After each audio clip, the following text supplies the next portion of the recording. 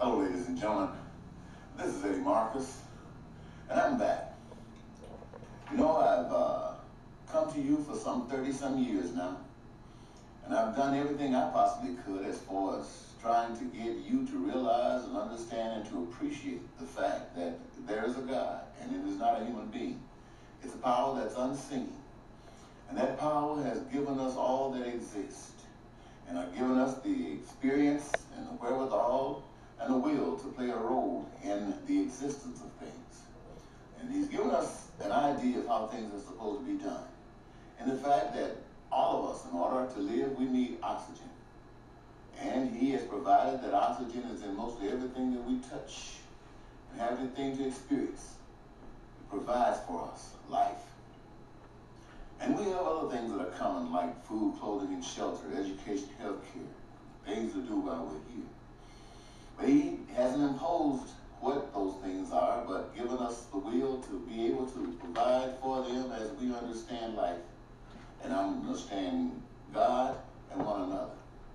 And for over these 33 years, I have experienced the fact that people are not too conscious of God nowadays. They have been led and trained to think more or less of the powers that be, the powers that directly influences what they see, what they touch, what they feel. Those senses that you and I are so familiar with. And where we find that man plays a part in that, then we give man that authority. But I have decided that over these years, of having talked to you so much about the reality of things, that perhaps you don't know God. And even in your attempts to speak about God, it is not from personal experience, but more or less of what you have read and what you have tried to interpret, an interpretation that is based upon your intellect. And that, my friends, is not sufficient. I have come to you and I spoke to you about love ministry, life of victory eternal. I have spoken to you about the moment of truth, when you would wake up and realize that the ultimate power is God and respect it. I've talked to you about paradise on earth unlimited, a time when the benefits of such an awakening has occurred. I've talked to you about basic human rights for all people. All in the process, I've done what I basically understood would be something that would be effective. I've hit the streets, I've hit the pulpit, I've hit the schools, I've hit the lecture tour.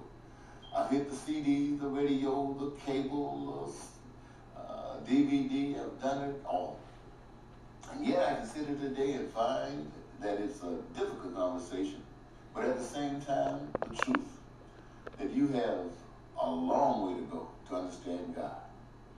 And so I, having run for president ever since 1988, at each presidential election, using it as a platform to be able to express the goodness of God, the will of God, and yet have it rejected. And even today, as a write-in candidate, one who has no money, one who's reaching out with the voice of the Spirit of God so that those that who have that Spirit might be able to embrace that conversation and do whatever it is at their will to do.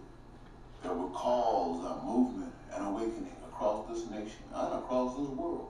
But I find today that that is as fruitful as it was 33 years ago. And so I come to you today, ladies and gentlemen, not just as an individual speaking about God, but as God's agent.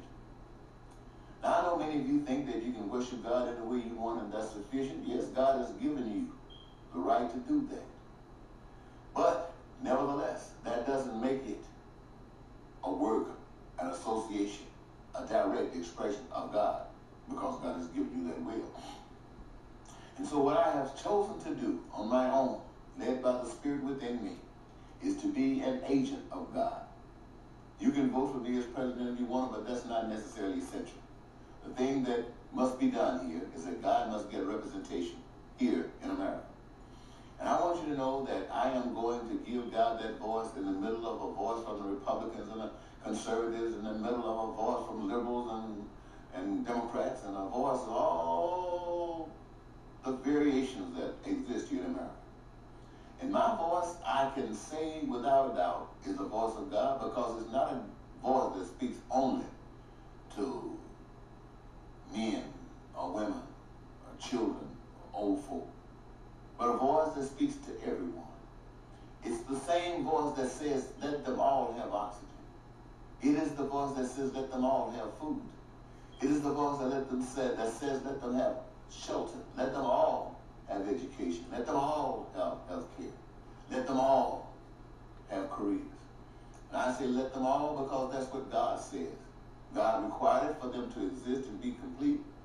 And no man on the face of the earth, or woman, or state got the authorization to deny it. God has commanded in life that we treat each other right, that we treat each other as we want to be treated. And in so doing, we honor God by saying, through that action, that God is supreme. So ladies and gentlemen, you are listening now to the agent of God. I want you to know that there's some very basic things that's happening in this world today. We have, as you've heard me say many times before, taken focus off God by that teaching of humanity and put it on money. You see, with God, everything is possible. But there has been a power that wants to take your mind off God and put your mind on another tool that's used as something to focus on God, to redirect your attention. It's called money. You see, man has said, if you got money, you can do anything. That's why today we have over 1,200 individuals in this world, maybe more, but at least over 1,200, that have been considered billionaires and multi-billionaires because they got the money. What have they done to get the money? They have lied, they have cheated, they have stolen. And the only amount of money that they've given away, allowed to get away from them, is that amount that has been required to get the support that they need in order to master and command what they have. We say people got jobs. Those jobs, my friends, are a tool that's used to control people, the way they have set it up. This is why in one country it might cost X number of dollars to get labor.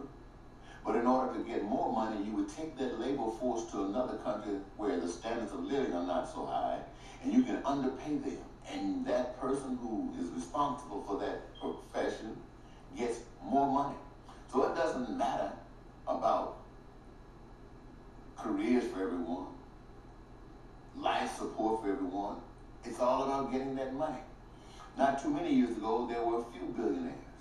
And money put in a society and taken out by a couple of individuals, we have learned to honor those guys, hold them up on high esteem, on a totem pole. We want to be like them, not knowing that we have enabled them. They're nothing but thieves. It doesn't matter that they have had bought politicians that passed laws that made what they do appear legitimate in your eyes so that you could be continuously brainwashed. If they got billions of dollars and you are suffering, your community is suffering, your schools are being shut down, you have traded off your right to certain essence of life to a false cause. Now, I want you to know this. If every individual has the right to life, food, clothing, shelter, education, health care, and something to do, what we call careers, to play a part in contributing into that reservoir of goods and services that we as a people have determined are essential to make life worth living, then it should happen. It is no excuse except ignorance that would allow people to approve a system that does what is being done in our country and our world today. Guy who has Facebook, in fact, let me give you some statistics here. The world's top billionaires for 2012. Mexico's Carlos Slim Helú remains the world's richest man. Can you imagine the world's richest man, a Mexican, in a country where people are picking up their bags, going across a desert, crossing over into another country, being carted up. Some of them are being killed. Some of them are being herded back, trying to get to a country where they can find a semblance of life, where they can support themselves and their family. Can you imagine people coming from a country, and in that country, the richest man in the world lives there? Everybody probably trying to catch up with them, all the billionaires especially. This is a snake. It is sick. It is absolutely pathetic. And only a demon could convince people that this is okay. But yet it exists. It exists, my friends. And you know what? You, the American people, and people of the world, allow it to happen. You are led by a spirit of deception. So says the voice of God. And I want you to know that it is as I have spoken it. Also, here we go. These over 1,200 billionaires own over $5 trillion of these resources. They call them the 1%ers. And the rest of the world struggling. Ladies and gentlemen, by the power invested in me, through the spirit of the loving God of all existence, I tell you, this must stop. I and God have no respect for money. We live in a society where we can't get a piece of bread unless we get some money. And we live in a society that you can't get a job unless you conform to what those people with money think. And the amount that you get is determined by what they, again, decide. And all behind this money is the maker of money. And it used to be your national sovereign right. But not anymore. Private individuals control the money. Says when you can get it. Says how much you can get. And when you want it, they can determine if you get it or not. And they are above the law of any nation. Why? Because they got the money. Now, that's the one that is trying to be God. And that money is like a piece of bread. It's like something that leads you off the path of whatever is proper, down a path to where they want you to go. And these breadcrumbs are the money that you seek after. Now, do you think that a person like me would be controlled by a bunch of fools who run this system? And when I say this system, I'm talking about the system of the world. Do you think that anybody who is led by the Spirit of God would allow that to exist in their lives? I say not. So I come here, ladies and gentlemen, because it is my duty, it is my responsibility to warn you of what's going on. Now, many people, if you go on, do your research, there are people from time's beginning until this day have taken advantage of certain avenues that have been open to them to keep you informed of certain information. This information, it is not new. But as you have always done, as you ignore it today, you ignored it then. And as time passes, it has less and less effect in your decisions. And so I want you to know that this information that you have been receiving is legitimate. This information comes to let you know that the powers that's leading you with these breadcrumbs have no love for you. They have no more love for you than they have for the birds that's flying there out there freely. Every now and then they will take some out, birds, and call them pets. They'll go into the zoo, take out animals, go into the jungle, the forest, and take out animals and put them in a zoo so they can allow you to experience these animals, tearing away these animals' freedom. They don't care about the loss of freedom that these animals have. And they care even less about the loss of freedom that you have. As long as they can do a little bit to keep you fooled and tricked. And it comes to a point, as we can see, has happened in Libya, has happened in other parts of Africa, has happened in Syria right now, and as it has always been. When you won't listen, they attack you. They kill.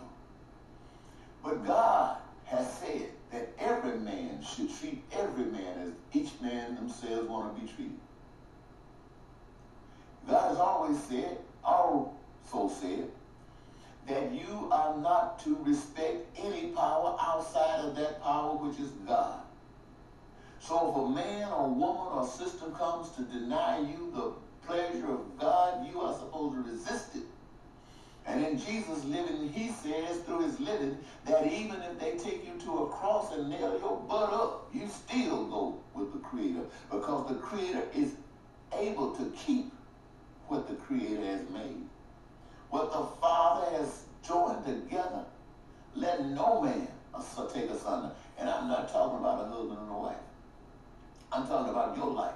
Your life that God has joined together with his own. Your spirit married to the Spirit of God. That means your physical structure filled with the breath of life. You must not allow any man, any woman, any system, any state to take away that understanding. Well, it has already been taken away. But this voice is to bring you back to it. In certain parts of the world, wars going on. I have said to the people of Syria, if you could ever get this message, you cannot fight militarily your system. You cannot pick up guns and resist. And if somebody gives you a gun to fight back, you might as well turn them away, because you will not be successful. You don't even know how to use them. So unless somebody comes in militarily and fights your battle for you, which they shouldn't do, because if you are not willing to give your own life, why should somebody else give theirs? They should be willing to give their lives if you're willing to give yours. But running away in cowardice and being slaughtered is not giving your life. Your life is being taken. Giving your life means standing up for what's right. Now, everything that you are being killed for belongs to God. People want to, because they got the military might, to destroy you, to keep you controlled. You're not supposed to be controlled by anything but God. They are trying to take away what your living facilities, any resources that you might have. But what do they want? They want your submission. They want the property. They want everything that's been amassed to be theirs in the sense that they control it. So what you have been asked to do by a spirit is to penetrate throughout your society. And when these bombs and guns keep firing on you, you just strike a match. And you burn everything down. Everything. You have heard it said that in the beginning, the world was destroyed by water. I know some of you don't think that now. You think it's something else. And it also said that the next time it will be destroyed by fire. And you have assumed that that fire will come from nuclear bombs, and I'm not saying that it won't. But I'm saying right now, you don't have a nuclear bomb. But I promise you, you got a match. And if, in the end of the day, all of the shooting by those who got the guns, who got the military might, when they look around at their house is burned down just like yours, they stand in the street naked just like you. And why kill you? For you to just sit and stink and rot within their environment. Why kill you when they need your services to help build as they have used it in the past? Right now, you are one together, all in need of food, all in need of clothing, all in need of shelter, all in need of education, healthcare. Just like it was before you destroyed everything. But you didn't matter before. But now you do. So you will work together. You will do things together. to recreate yourselves. And you have to make sure that you do it right this time. And I say to my American brothers and sisters, you cannot pick up guns and fight America militarily. You will lose that battle. There is no way you will win. But I want you to respect the fact that the message has come from time's beginning that there are efforts and movements out to destroy you and treat you like animals. And they recognize that many of you will resist. And they have put together plans militarily to herd you off like cattle in the concentration camps, like Hitler did. They're to murder you when they need you dead, to do everything they possibly can. But I want to warn you, as I warn the people of Syria, if that day ever comes, where it is martial law, and then that martial law, they decide that you must be herded off, that all of your basic human rights should be cut off, and you become a pig, a cow, a dog. I want you to remember this. Everything that is America belongs to God. That was given to you, Americans. That is being taken by greed. But before you go into that concentration camp, before you allow those bombs and bullets just to blow you away and you appear to be as helpless as an ant in the ground from a foot that's being stepped on, I want you to remember that God made it all. And God also inspired the making of a match. And before you go into these concentration camps, you use every ounce of your will to burn the sucker down. And don't think about your children, where your children going to be able to live. You know, they don't care about your children. As they kill you, they will kill your children. And if your children don't die, it's because they willingly submit to the worst form of slavery. And you, by virtue of a new awakening, will understand this. And if America tries this on you, or if they allow some other power outside of America to come here and do this to you, you make sure at the end of the day, when everybody looks around, it's you and them standing naked within the geographics of America, needing one another to reveal. You'll be important then.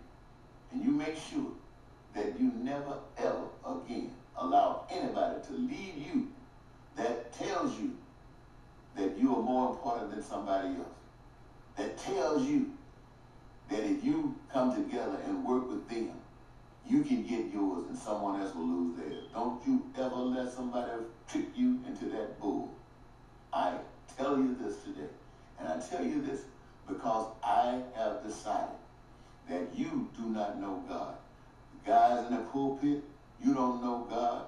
All you got before you is a bunch of words that have been twisted and twisted by the intelligence of people. You don't know God. I'm not going to tell you to stop preaching because I know you're not going to stop it. You're going to keep right on doing it for the reasons that you think are right. Like you're trying to save a soul when you can't save your own.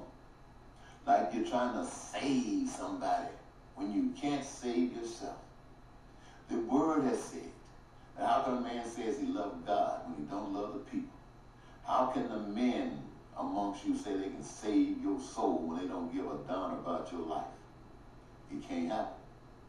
And you people who've been running to these churches, you got to wake up. And I guarantee if you wake up, you won't be listening to some preacher telling you to plant a seed. A seed that God is going to bless you with some money. That's a lie from the pit of hell. That's a lie from the pit of hell. And when they say the word says it, tell them it's a lie from the pit of hell.